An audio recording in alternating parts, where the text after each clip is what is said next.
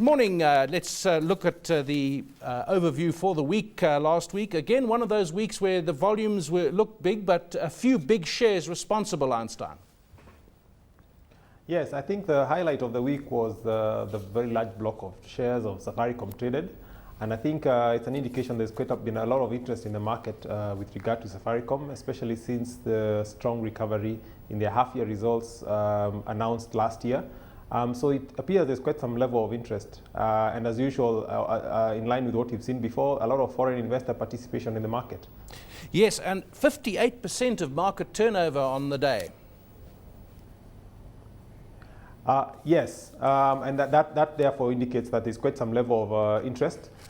We've seen since the beginning of the year that the larger buyers have actually been the foreign investors. In view of the fact that we are headed for an election in the within the next 1 month, it seems there's still quite some level of interest and a surge in the market, especially when you compare to what happened in 2007 and 2008. Now, let's just look at this tax, the 10% excise duty tax on transaction fees charged on money transfer services. Now, there are two concerns about this. The one is the effect on the revenue and growth of a company like Safaricom, also on poorer consumers who have to pay that extra tax. We presume Safaricom will pass this on in its entirety to the consumer. Yes, Safaricom has already indicated that they will be passing that on, and have issued a statement to that effect.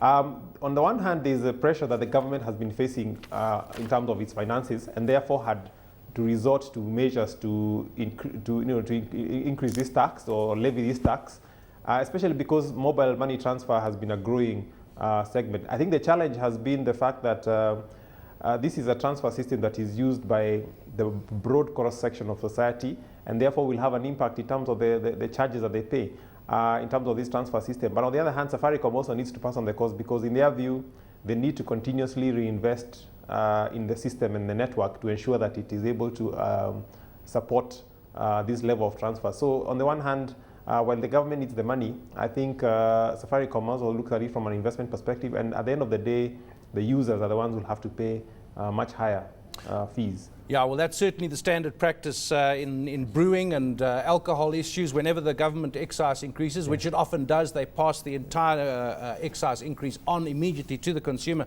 Which brings us to East African breweries. They closed the week at 303 shillings, moved up marginally. But what's interesting there, Einstein, is the mix. Diageo, of course, owns East African breweries. Growth of 11% in beer, but premium spirits, Johnny Walker, Smirnoff, those household names, up by 38% and 24%. So a difference changes in the beverage mix in the Kenyan consumer market. Yes, that is quite correct. And I think it's also a reflection of the growing preferences in terms of the changes in the preferences of tastes among the consumers, of the alcohol consumers in the market.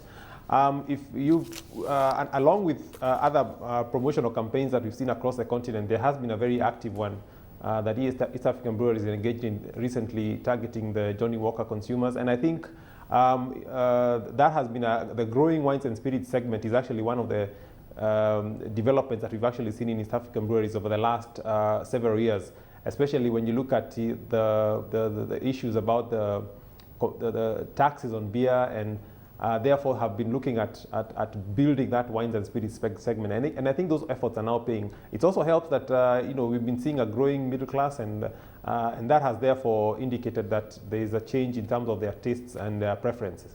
The other area, of course, and I know South African breweries has been concerned with this throughout Africa, is the growth of clear lager as opposed to sorghum beer, more traditional sorghum beer, and the general trend has been upmarket from the sorghum to the clear beer. So while on the one hand the upmarket tastes develop in the spirit market, beer gains, clear beer gains, because the sorghum market is getting smaller. Yeah, that is quite correct. And I think also one of the other aspects that we've also seen is that the level of, it's also likely that it's also likely to attract some level of higher taxation, on the sorghum aspect of it. So I think that is also an indication that those changes are taking place in the consumption patterns across the different categories of the beer market. Now, I talked a moment ago about the shilling being steady last week, but long term it's been weakening, and of course that has an effect on vehicle sales. What's the specific effect there on the market, and are there particular companies that are vulnerable to this? Yes, and we have we've been having quite a growing vehicle import market.